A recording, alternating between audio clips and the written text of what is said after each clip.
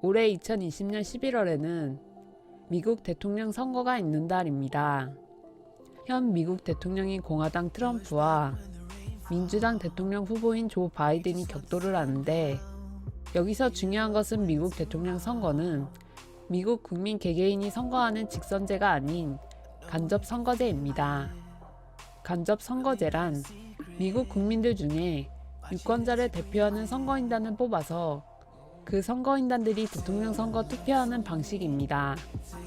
국민들이 특정 누구를 좋아하고 지지를 많이 해도 그 좋아하는 후보가 당선되는 게 아니고, 선거인단들이 좋아하고 지지하는 대통령 후보가 당선되는 선거구도입니다.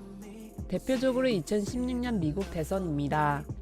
힐러리 클린턴과 도널드 트럼프가 맞붙었는데, 이때 대다수의 미국 국민들은 도널드 트럼프를 싫어했고 힐러리 클린턴을 좋아했습니다. 국민 여론조사에서도 힐러리 클린턴이 앞섰습니다. 그런데 선거인단들이 뽑은 대선 결과는 또라이 트럼프가 대통령에 당선된 것입니다. 다시 말하면 미국 대통령 선거는 직선제가 아닌 간선제라서 여론조사로는 누가 대통령이 될지 아무도 모르는 것입니다. 다만 여론조사 오차가 크면 누가 대통령이 될지 대충 감이 옵니다. 하지만 오차 범위가 5% 정도이면 누가 대통령 당선될지 알기 힘듭니다.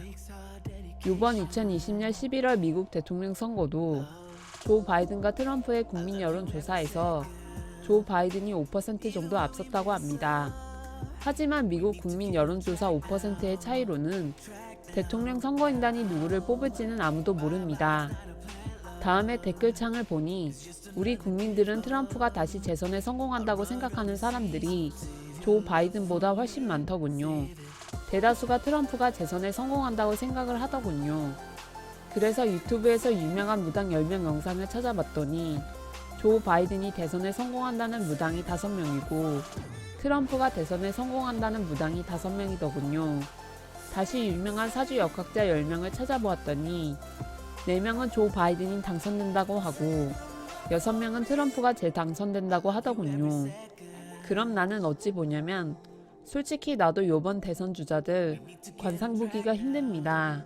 왜 힘드냐면 조 바이든과 트럼프가 나이가 너무 많기 때문입니다. 선거에 당선되느냐 못 되느냐, 대학교나 회사에 합격하느냐 못 하느냐는 것은 첫째, 얼굴에서 나오는 기와 에너지로 보고, 둘째, 관상이 얼마나 좋으냐로 보는 것입니다. 예를 들면 대기업에 원서를 넣은 사람이 관상이 좋은 관상이 아니면 뻔합니다. 대기업 합격 못합니다. 반대로 관상은 좋은데 얼굴에서 기와 에너지가 강하지 못하면 역시나 대기업이나 공무원에 합격 못합니다. 이와 같이 선거에 당선되냐 못 되느냐는 것은 첫째, 관상이 좋아야 하고, 둘째, 얼굴에서 나오는 기와 에너지가 강해야 합니다. 그런데 조 바이든은 올해 79세이고 트럼프는 올해 75세입니다.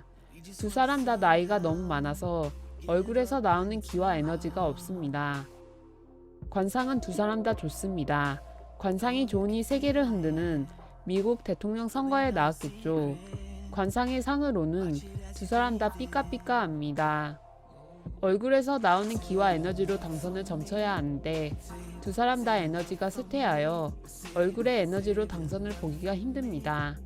기와 에너지가 쇠퇴했다는 말은 죽을 날이 얼마 남지 않았다는 말입니다. 트럼프는 얼굴에 기색이 아직 남아있어서 죽는 날을 알기 힘들고, 조 바이든은 지금부터 85세 안쪽으로 사망할 가능성이 아주 높습니다. 다시 미국 선거를 말하면, 나는 2020년 11월 미국 대통령 선거에서 트럼프가 낙선하고 조 바이든이 당선된다고 봅니다. 왜냐면 두 사람 다 기력이 너무나 쇠퇴하여 관상으로는 누가 될지 보기 힘들고, 인터넷에 있는 트럼프와 조 바이든의 사주로 보면 트럼프가 올해 안 좋은 해이므로 상대적으로 조 바이든은 이득을 볼 수 있다는 것입니다. 그래서 나는 올해 미국 대통령 선거에서 조 바이든이 당선된다고 봅니다. 조 바이든의 관상을 보면 동물 형상이 아니고 요정상에 해당합니다. 그래서 관상이 많이 좋은 편이고 트럼프는 치타상이나 개코 원숭이상에 해당합니다. 동물 형상과 요정상은 둘 다 삐까삐까합니다.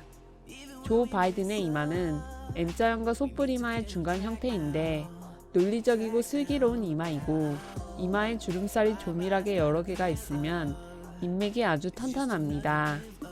눈썹은 인생이 평탄한 팔자 눈썹에 해당하고 눈은 치밀한 눈에 해당하고 비밀이 많은 눈입니다. 코는 얼굴에 비하여 작은 코라서 이성운이 강하고 인복이 많은 상입니다. 외국인은 동양인과 약간 다르게 봐야 합니다.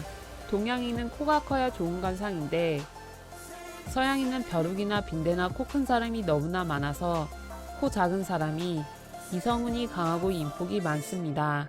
그래서 조 바이든 코는 인복과 이성운이 강하고 기술자 코에 속하고 연구원과 학자 코에 속합니다.